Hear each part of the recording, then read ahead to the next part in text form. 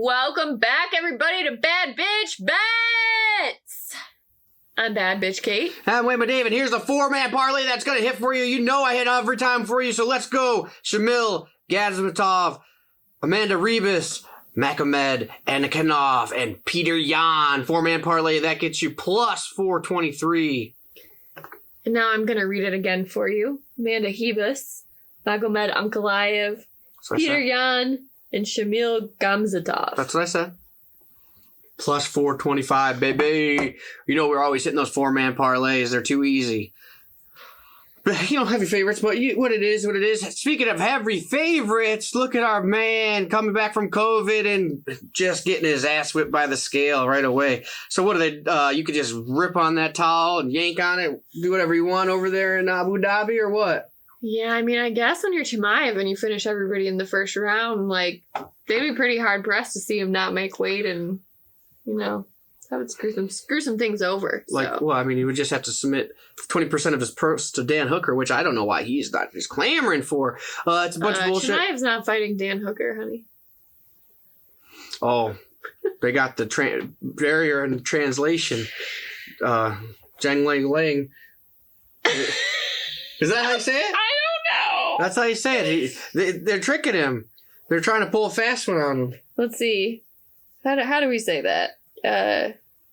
Jingling. Jingling, that's what I said. Yeah, Jingling, I feel like this guy's getting screwed and maybe a little bit of, without having a grasp on the English language, he's letting him have it. So, unfortunately, they're putting him in the power position that he doesn't need to be in. Why are you looking at me like that? I don't know. Anyways. What do you got for a DraftKings lineup? So, Captain Mode. This is a tough one because, like you said, there's so many heavy favorites. You can't pick them all. You got to pick somebody who's a significant underdog, right? So I feel like there's kind of like two trains of thought you could take here. You pick which underdogs are right, or maybe some fights you pick both fighters. If it's a fight that you think is going to rack up a lot of points, because if there's so many heavy favorites, it's unlikely that somebody's going to pick a DraftKings where every fight they pick is a winner. Assuming the heavy favorites hit in most cases. But anyways, I went with the latter route. I have fighters who are not fighting each other in every instance.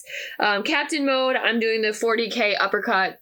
My captain is... Hey, I normally tone you out, but did you say that you suggested that you might want to pick the same people that are fighting each other? Yes. Don't do that. I've literally seen that win DraftKings before, especially in cases like this where there are so many heavy favorites. All right, read your list. Okay, here's my list. My captain, Chimaev, Makhachev, Uzdemir, Ramos, Rebus, and Teixeira. That is my DraftKings lineup. Oh, nice. I know you picked opposite me on a lot of them.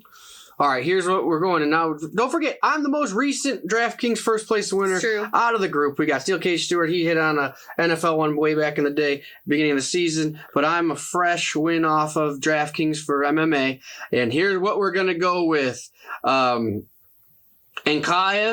Hooker, Murphy, Ramos, Rebus, and my 5-round fight, I'm picking Yan. I don't like the Teixeira Blachowicz one for this DraftKings. I feel like I'm going to have enough riding on Glover that I don't want him in my DraftKings and all my straight bets. So I'm not taking the main event, but everything else is in there. And I was going to put our boy Fatso on there too. But, man, just coming off of COVID, and then also Chimaev not making weight and then coming back and doing Towelgate. He was thinking about retiring when he was off with COVID, and now he's back. And I mean, obviously this guy was completely electrifying every time he's fought. I mean, he's knocking people out one punch KO power. He can wrestle like a maniac. But, something's off when he's coming back that heavy. He had a lot of time to prepare for this fight, and he's off weight. I mean, this guy's a professional. One of the best things about him was what kind of things he did for this company, and now he's kind of, Dana White gets pissed off when you miss weight. So, I don't know. Something's weird going on with him. I mean, he'll probably still win, but I don't know. Just not putting him in the DraftKings, not putting him in the parlays like I was going to. The 4-man parlay was definitely going to get Chimaev on it, that I told you about in the beginning of the show here, but not today. I'm gonna be getting away from him. That's why we watch these weigh-ins. That's why we do Bad Bitch Bets on Fridays, because a lot of information comes in, a lot of lines moving. I didn't see anything really too crazy on the line movements today to bring up, but anything else you thought here, Kate? You just Bad Bitch Betting over here? Yeah, I mean, Bad Bitch Betting over here. I don't know. Some of these favorites, I have to question, like, why the line is...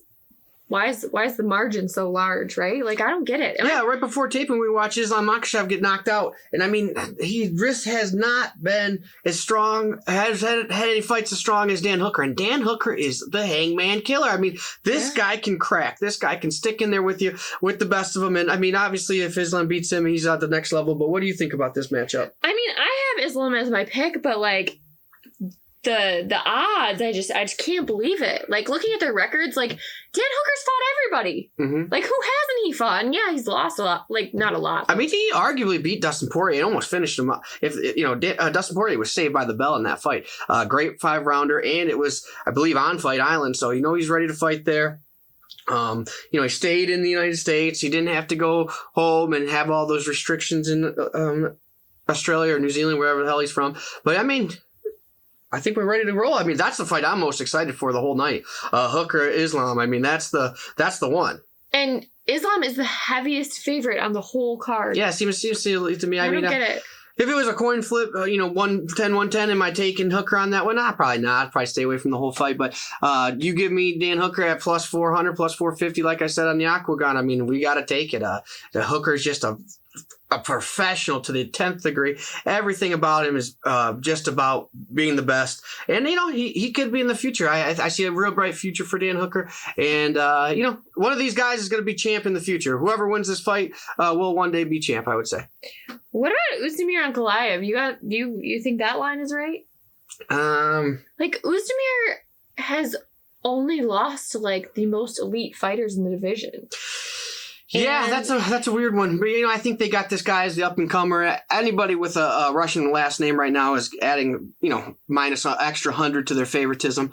And, right now, that's the big news. I don't think the, no time, Ozdemir, I think he was a little bit of a flash in the pan. He went up to the higher competition. He couldn't get it done. I think this guy's the real deal. Maybe, like you're saying, the odds aren't the best as they should be, or, right where they should be. But, Vegas knows that people are taking ovs and ifs and his, or if that's at your last name and the end of your last name, you're getting extra, minus 50, minus 100 to your betting line. Yeah.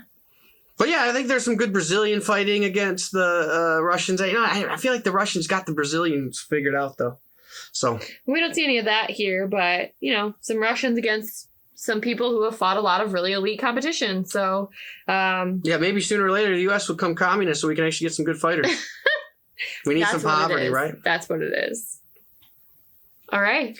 Yeah, let's do this. Sounds good. So, early fight tomorrow. Wake up early, watch some fights. We got Michigan, go blue. We're supporting University of Michigan versus Michigan State. Top 10 matchup in the Big Ten. Not much else going on in the top 10 for NCAA tomorrow, but we'll be watching the Michigan game. We'll be watching these fights. We're going to be doing shorts. We're going to be taking our pants off. So this is Bad Bitch Bets. This is the baddest bitch around, Kate. She's going to be hot this weekend. That's right. I think she's on like a 6 win in a row win streak. She hasn't had a loss in 6 bets. They're sending her emails saying, hey, what are you doing over there? True. So, everybody, if you made it this far in this video, hit that like button. If you even made it this far, you probably subscribe. All right, Stuart. I'll see you next time on Cup Size MMA. Bitch Bets. Cup Size MMA. My bad. Well, I'll see you out of both of them, bitches.